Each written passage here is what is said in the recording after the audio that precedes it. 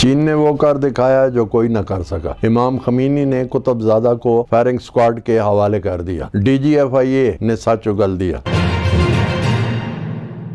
بسم اللہ الرحمن الرحیم، میں ہوں ملک نعیم اور آپ دیکھ رہے ہیں 27 پاکستان۔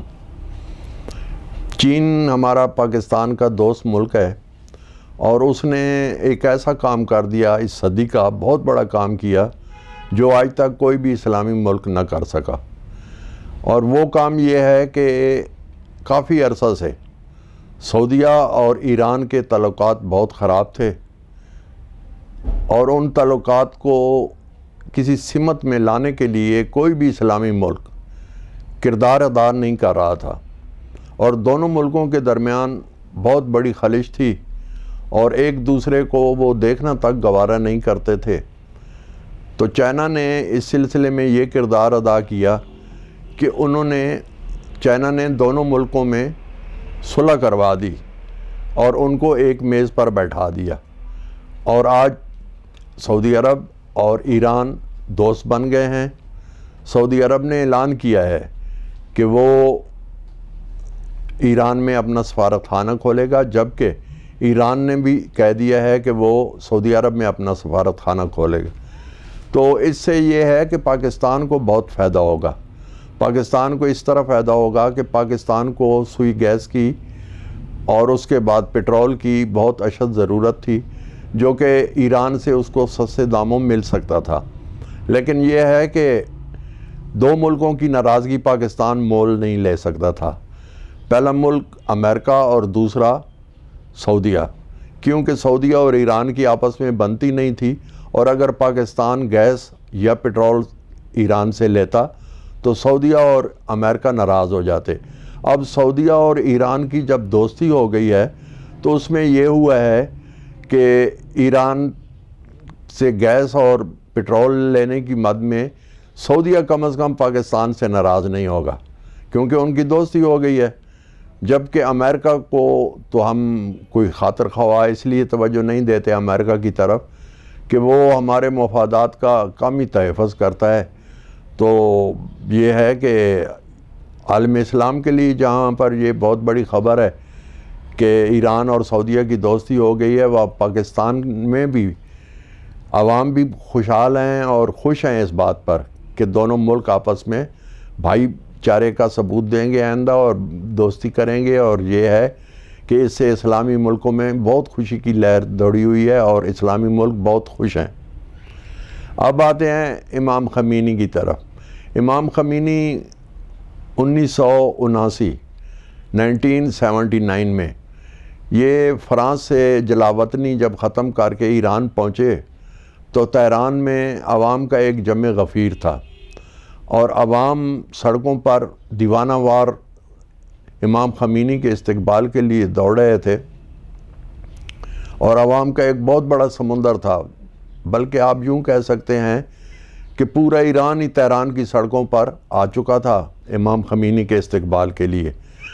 تو امام خمینی جب ایران میں آ گئے تو ان کو فائلیں پیش کی گئیں کہ کون سے کرپٹ لوگ ہیں، کون سے کرپٹ وزیر ہیں، کون سے کرپٹ مشیر ہیں۔ تو اسی دوران سب سے پہلا جو کام ہوا، جو ہی امام خمینی تہران ایئرپورٹ پہ جہاز سے اترے تو شاہ ایران رضا شاہ پہلوی اپنے محل سے ہیلی کاپٹر کے ذریعے شام ملک کو روانہ ہو گئے اور وہ شام جا پہنچے، جبکہ امام خمینی کی جو فائلیں پیش کی گئی تھیں ان میں کافی وزیروں مشیروں کے نام تھے جنہوں نے کرپشن بھی کی تھی، عوام پر ظلم بھی ڈھائے تھے۔ تو ایسا ہوا کہ کوئی 2 دن کے بعد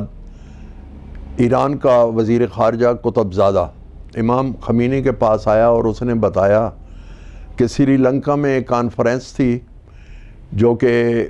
اناؤنس ہوئی تھی کچھ دن پہلے، تو اس میں ایران نے شرکت کرنی تھی، تو مجھے اس میں شرکت کے لیے کل جانا ہے اگر آپ کی اجازت ہو۔ تو امام خمینی نے قطب زادہ کی طرف دیکھا اور کہا کہ ٹھیک ہے، آپ اس میں شرکت کریں، جائیں۔ کتنے دن کا یہ دورہ ہے؟ تو قطب زادہ نے بتایا کہ یہ 2 دن کا دورہ ہے۔ تو انہوں نے کہا ٹھیک ہے، آپ 2 دن وہاں کانفرنس اٹینڈ کریں اور اس کے بعد واپس آئیں اور بتائیں کیا حالات ہیں اور یہ کس سلسلے میں کانفرنس تھی۔ تو قطب زادہ چلا گیا۔ جب 2 دن کے بعد وہ واپس آیا تو امام خمینی کے پاس پیش ہوا، اس کو بتایا کہ وہاں کانفرنس تھی اور کانفرنس میں یہ باتیں ہوئی ہیں، اور تو اس میں یہ ہے کہ امام خمینی نے سب باتیں سننے کے بعد فائرنگ سکواڈ کو کہا کہ آپ قطب زادہ کو لے جائیں اور اس کو گولی سے اڑا دیں۔ تو قطب زادہ نے بہت التجائیں کی، انہوں نے کہا میں تو آپ کا وزیر خارجہ ہوں اور میرے پر کوئی ایلیگیشن ہے تو آپ بتائیں۔ تو انہوں نے امام خمینی نے ان کو بتایا کہ آپ پر تو بہت سے الزامات ہیں، آپ نے تو بہت کرپشن کیا ہے اور بہت عوام کو تنگ کیا ہے، تو آپ کو تو نہیں چھوڑا جائے گا۔ تو یہ ہے کہ ان کو فائرنگ سکواڈ کے حوالے کر دیا گیا اور قطب زادہ کو گولیوں سے اڑا دیا گیا۔ تو یہ ہے کہ جب بھی کسی ملک میں کرپشن ہو یا اس ملک کے عوام پر وزیر مشیر ظلم کے پہاڑ ڈھا رہے ہوں، تو وہاں پر امام خمینی جیسا ایک آدمی جو کہ انصاف پسند ہو اور جو کہ کسی بھی طرح کا کمپرومائز نہ کرنے والا ہو، جب تک نہیں ہوگا اس وقت تک کوئی بھی ملک ترقی نہیں کرے گا۔ ہمارے دوست پچھلے دنوں ایک پوچھ رہے تھے ہم سے کہ پاکستان میں کرپشن کیسے ختم ہوگی، تو میں نے ان کو بتایا کہ بھائی ایسے ہے کہ جب تک پاکستان میں امام خمینی جیسا شخص نہیں آئے گا اس وقت تک پاکستان سے کرپشن بدعنوانی ختم نہیں ہو سکتی، اور انصاف کا بول بالا اس وقت تک نہیں ہو سکتا جب تک امام خمینی، جن کا پورا نام آیت اللہ امام خمینی تھا، نہیں آئے گا اس وقت تک پاکستان سے بدعنوانی، کرپشن، بے انصافی ختم نہیں ہوگی۔ اب آتے ہیں ڈی جی ایف آئی اے بشیر میمن کی طرف۔ بشیر میمن بتاتے ہیں کہ جب میں ایف آئی اے کا ڈی جی تھا تو اس وقت میرے پاس ایک کیس آیا، اور وہ کیس یہ تھا کہ ناصر جنجوعہ جو کہ نواز شریف اور مریم نواز کے بہت زیادہ قریب تھے، تو ان کو ایف آئی اے نے گرفتار کر لیا۔ جب ان کو گرفتار کیا گیا تو مجھے عمران خان اس وقت حکومت میں تھے اور ان کی طرف سے مجھے حکم ہوا کہ اس پر دہشت گردی کا پرچہ کاٹنا ہے۔ تو ہم نے تحقیق کی اور تحقیق کے بعد ہمیں پتہ چلا کہ ناصر جنجوعہ بے قصور ہے، تو ہم نے اس کو چھوڑ دیا۔ جب ان کو ہم نے چھوڑا تو مجھے پھر عمران خان کا حکم آیا، بلکہ فون پہ بات ہوئی اور انہوں نے مجھے کہا کہ آپ نے اس کو کیوں چھوڑا ہے، اس پر تو دہشت گردی کا آپ نے الزام لگا کر اس پر پرچہ کاٹنا تھا، بلکہ اس کو تو آپ نے یہ ہے کہ ہم نے اس کو مریم نواز کے خلاف استعمال کرنا تھا اور سلطانی گواہ بنانا تھا، تو آپ نے اس کو کیوں چھوڑ دیا؟ تو میں نے ان کو بتایا کہ ایسے ہے کہ جب اس پر الزامات جو تھے وہ ہم نے جب تحقیق کیے تو وہ بے قصور نکلا۔ تو عمران خان نے کہا نہیں، اس پر دہشت گردی کا پرچہ کاٹنا چاہیے تھا۔ تو میں نے ان کو بتایا کہ یہ تو ایک بزنس مین ہے، اس کا تو دہشت گردی سے دور دور تک کا کوئی تعلق ہی نہیں ہے، تو دہشت گردی کا اس سے کیسے پرچہ ہو سکتا ہے؟ تو یہ ہے کہ اس پر عمران خان بھی بہت ناراض ہوئے مجھ سے، اور ان کے جو پرسنل سیکرٹری تھے اعظم خان، وہ بھی مجھ سے بہت ناراض ہوئے۔ تو بشیر میمن جو کہ آج کل ریٹائرڈ ہو چکے ہیں، انہوں نے صحافیوں کو بتایا کہ عمران خان جب اپنے دور حکومت میں وزیر اعظم تھے تو وہ انتقامی کارروائیوں پر بہت یقین رکھتے تھے، بلکہ اس حد تک وہ یقین رکھتے تھے کہ وہ اپنے مخالفین کو ایسے کیسوں میں بھی پھنسانا چاہتے تھے جن سے ان کا تعلق بھی نہیں ہوتا تھا۔ ناصر جنجوعہ چونکہ ایک بزنس مین تھا تو اس کا کسی سلسلے میں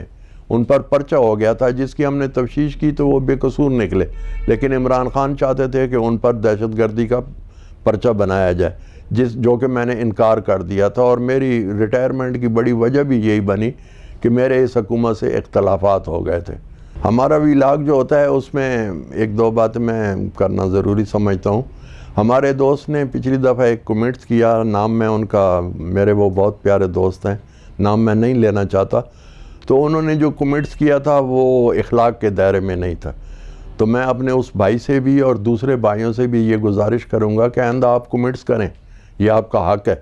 لیکن یہ ہے کہ کم از کم اخلاق کا دائرہ آپ نہ چھوڑیں تمیز کے دائرے میں آپ بے شک کمنٹس کریں، کیونکہ اس ولاگ کو مائیں بہنیں بھی دیکھتی ہیں، اور اس میں کوئی اگر ایسی بات آ جاتی ہے جو کہ اخلاق سے گری ہوئی ہو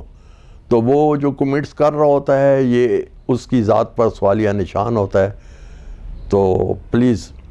آئندہ کے لیے کمنٹس کرتے ہوئے تھوڑی سی احتیاط کر لیا کریں. آخر میں آپ کو میں ایک شعر سناؤں گا. امید گئی ارمان گئے، اے دنیا ہم سے چال نہ چل،